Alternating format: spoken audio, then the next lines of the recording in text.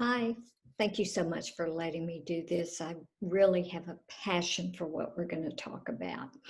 And since this is a recorded session, I'm not really sure how it's going to work in terms of, um, I guess, the question and answer session and how that's going to work out. So let me go ahead and say I will answer any questions that you have afterwards if we can and we have some live time. But just in case we can't do that, go ahead and jot down your questions as you go.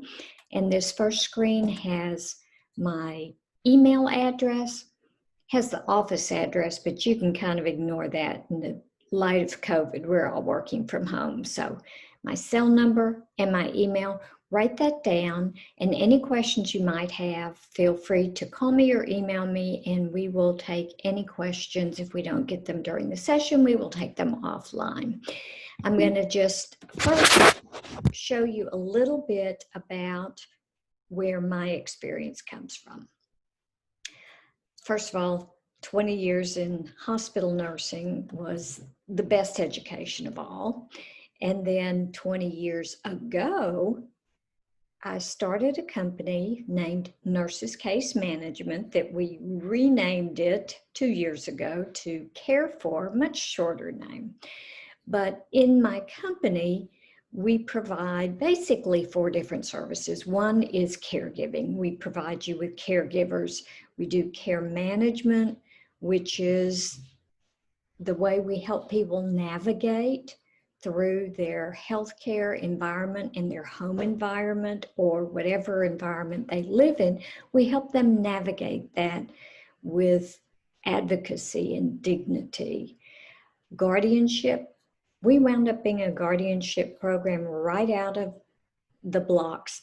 Never expected to be a guardian, but Care For has been a guardianship program for people who we are assigned by the court who either don't have family members to be their legal advocate or there's some family conflict, so we step in and do that. And what came from all of these pieces and more than 40 years in healthcare, nursing, and care management was people kept giving me lessons of their life, what worked well, what didn't work well. And so it was just a natural outgrowth to move into the field of planning and help people learn from what others had learned ahead of them. And the one thing that is really, really important with planning is to pick your stage. When you're going to do your plan. Stage 1 is what we can do today, where we're in complete control. We understand what we want, what we don't want, how to make that happen. We can think through all of it, document it, and pass it on to someone else so they can carry on our plan so that we get to age the way we want to age instead of what their preferences might be. Stage 2 is probably the people you're helping, where they may still know very much what they want and what they don't want, but they can't pull all the documents together, write everything down, pass it on. But you can be their advocate. You can give them the assistance that they need to put a plan together. Stage 3, nobody chooses stage 3. Stage 3 is chosen when a person has failed to plan and someone else steps in and does the best they can to take control. I'm going to tell you a short story of one of our real patients. I'm going to call him Carl. And Carl was very much a hermit, lived on his own, was divorced, estranged from his only daughter for more than 20 years. So he really had very few people in his life, and he liked it that way. This is the way he wanted to live. Well, we were trying to start planning with him, and he said, okay, he would plan. Main thing is he needed a little bit of time. So we left, and by the time we were coming back to help him, he had had a massive stroke, was in the hospital, unable to talk, walk, eat, drink, or attend to any of his activities of daily living. Well, in the hospital setting, the doctors were not going to make the choice for him. They looked around to see who he had as his legal advocate. And surprisingly, the daughter who had been estranged for more than 20 years suddenly appears at the hospital and was tickled to death that she could step in, and said that she would, for the rest of her father's life, be happy to manage his care and be his advocate. Well, since he had no legal documents at all, the only way she could become this would be to go to court and become his court-appointed guardian, which she was happy to do. The rules of guardianship and what she had to understand is that she would have to subject herself to a full background check, including fingerprints, and that every penny she would spend of Carl's money would be subject to court oversight. So what do you think happened to devoted daughter? In a flash, she was gone. She was never seen from again. She was gone. Carl still didn't have a plan. The doctor still wouldn't make decisions for him. So Care4 became his court-appointed guardian, which was a great legal solution, but it was not an ethical solution because we didn't know him well enough to be able to look through his eyes, decide how much care he would want, how little care. We had no idea. So we gathered his circle of friends, which wound up to be 3 people total. His one long-standing best friend, his ex-wife, who he still got along with beautifully, and his housekeeper. And all of them advised us on what to do, and they were all in complete agreement. So when the time came to make decisions what Carl would want, we were able to move forward in deciding that he would not want aggressive care and to move to a facility. He would want to come back home and let nature take its course, which is what we did. And Carl stayed in his home till the end of life, which was very peaceful for him. He was on hospice care. Was that the right decision we made? We really won't know, because his failure to plan put us in the driver's seat, in his driver's seat. And I don't know about you, but I know about me. I would absolutely not want the majority decision of whether I were to live or die to be in the hands of my ex and my housekeeper. But that is a stage 3 failure to plan. So there are several parts to a good plan that all of you people that are in the world of caregiving can put in place for your loved one or for yourself. But the most important part that we have to always start with is legal documents. And so often when I ask people if they've done their legal documents, they are just tickled to death to tell me that they have done their will. What matters to me as a nurse is the legal documents that are needed while you or your loved one is alive. The medical power of attorney that lets you make medical decisions for someone, the durable power of attorney. Some people call it the statutory power of attorney or the financial power of attorney. That lets you pay people's bills, take care of their finances. Directive to physician is a broad legal document that says if you are in an irreversible or incurable condition, basically you want everything done or you want nothing done. And then the medical release, the HIPAA form that we have all signed probably hundreds and hundreds of times without even reading. But the HIPAA is critically important because even if my husband goes into the hospital, they don't have to give me his information. For a parent, a spouse, a child, they do not have to give that information without a HIPAA release. And I have seen it happen where there's been a real bad lawsuit at a facility, and they will not provide information. So those are the 4 critical documents to put in place for your loved one while they have the ability to understand who they are naming. Now, the interesting thing that is a statistic is that 75% of people that are named as a power of attorney don't even know they're named. So when we talk about legal documents and putting a plan together and having someone else carry out that plan, if you can't, it doesn't do much good. If they don't even know they're named, you've likely not had the discussion. So once you get your documents done, go ahead and let your power of attorney, let your named people know, and make sure they know what your wishes are. My preference is to have your attorney do these documents, but I know that's not realistic for everyone. So on my website, and I'll show you that on the very last screen again, you can go on my website and we have these just simple Texas documents for anyone that needs them. So that's, to me, the first and most important part of planning is legal. But I'm going to show you the 4 parts. Legal is first, then medical. And of course, coming out of more than 40 years in healthcare, I think medical is pretty darn important.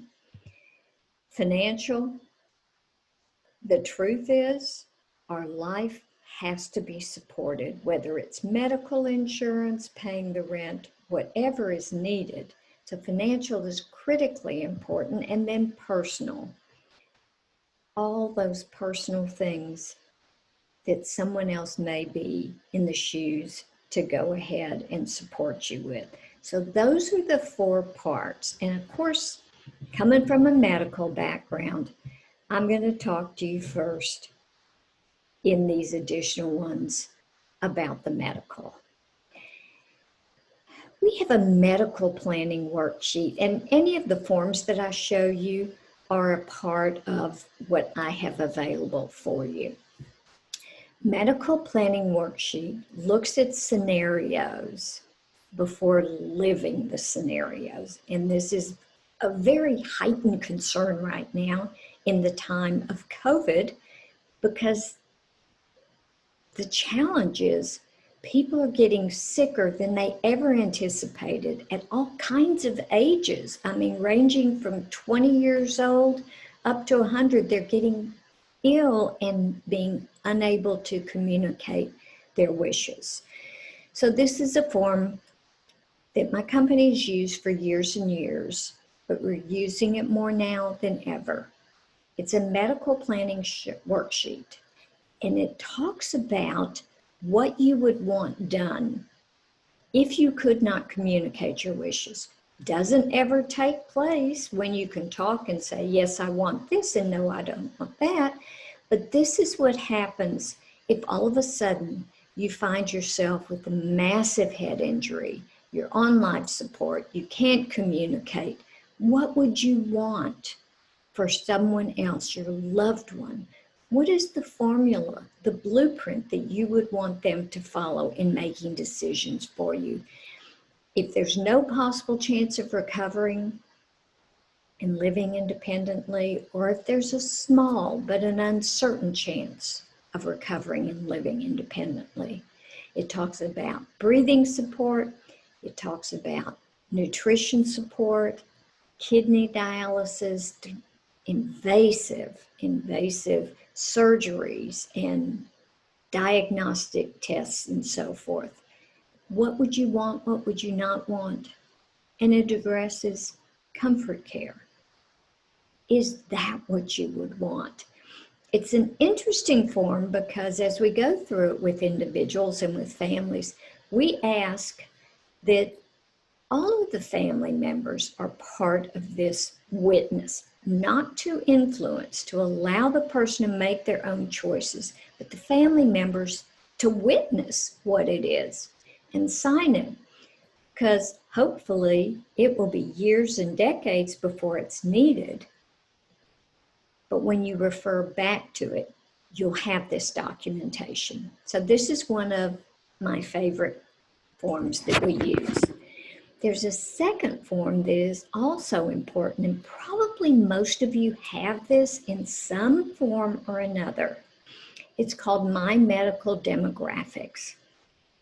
And this is the form that takes everything and it squishes them into one document. It's a 6-page document, but if you fill all of this out, you will have all of the information on your loved one or on yourself in one place.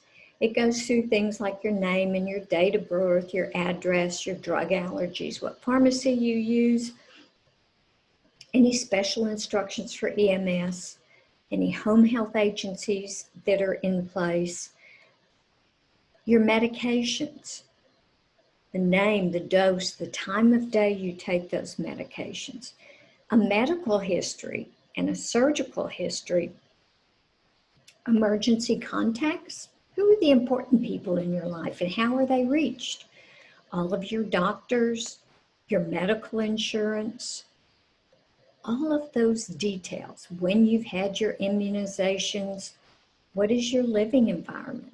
How much support would you need if something happened? Or are you supporting someone at home who's dependent on you? It's a really important form. And these also are available on my website. So we're going to move on to a form that probably all of you have heard of. It's called an out-of-hospital do not resuscitate. And the reason I bring this up is because it's kind of that tension between medical and legal.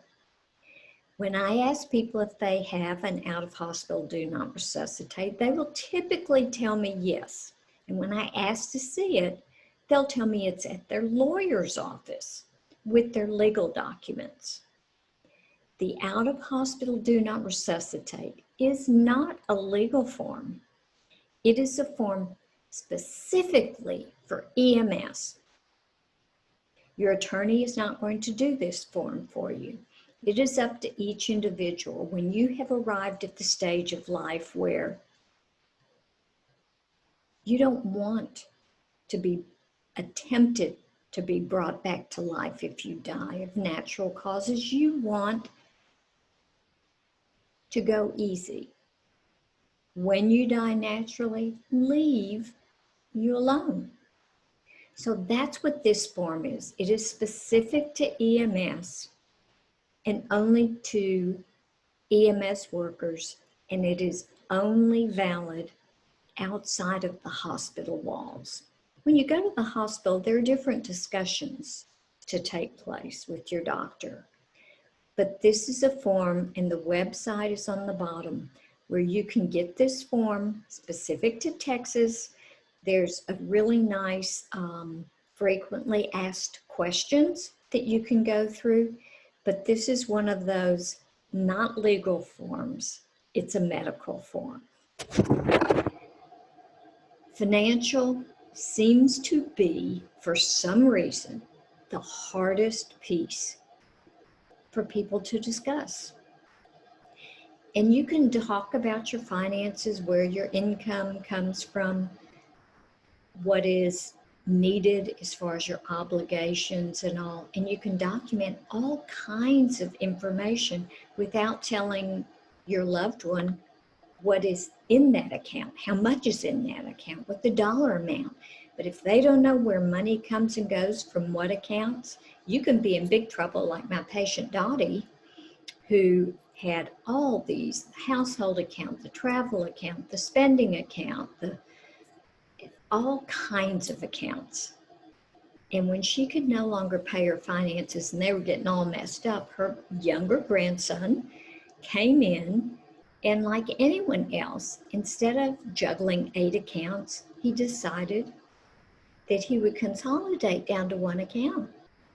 When he did, the Social Security she was receiving, the pension checks that she was receiving, her health insurance that drafted that account, all of that stopped. In the eyes of Social Security, Dottie was then dead. Needed no more benefits, needed no more Medicare. It took her grandson almost a year to reestablish the fact that she had not died. So that's why finances are so important. You got to convey the critical items. And then the last part, the personal. My goodness, it is such a fun and interesting piece to go through, to talk about, to share. What are your choices for where you will go if you can't live at home? Have that discussion. Let your family know that. Go ahead and start writing your obituary. What are the things you're really proud of? Your family may miss that mark. And I've been doing a lot of funeral planning since the event of COVID, that people all of a sudden are more serious about their life and their death. Funeral and burial wishes, and you'll hear more about this. One of the greatest gifts that you can ever give your family is to go ahead and do your plan in advance. And if you have the resources, why not go ahead and pay for it in an insurance policy so that when the time comes, not only does your family not have to put this plan together and guess at your wishes, they don't even have to pay for it. So that is some of what falls under personal and why I really like that stage of planning. Now, what I did after all of these years of hearing the stories, the good, the bad, and the ugly, I sat down and I wrote a book about my patients, changing up the names, but wrote a storybook of the cases that I thought were fascinating. How people planned and didn't plan, and with planning, you actually can age your way instead of the guess of your family members. But when I finished the book, it didn't make any sense and didn't feel very good to motivate people to plan and then not give them the structure. So the second book is actually a blueprint to age your way. It is not the only blueprint available, but it's my blueprint, and I love all of the forms in it because you open it up and it lets you gather all your information together and document all your wishes to avoid the unthinkable, and that is landing in stage 3. These books are available on Amazon. They're also available on my website. I don't know if we're going to have time for questions and answers now because, these webinars, when we put them together ahead of time, every single one I've been on works just a little bit differently. So if there are questions, I would love to answer them live if that's an available option. Again, if not, write down my website, my email, and my cell phone, because I can't tell you how much I appreciate your time. These are important things in this time where we feel so terribly out of control. These are things that we can take control of, just like wearing a mask, just like keeping our distance.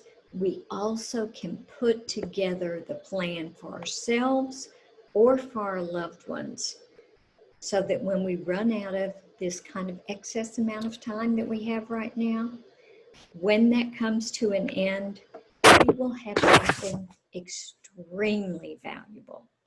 So again, thank you. I am available, and I'm going to see if I can turn this recording off. Thank you so much.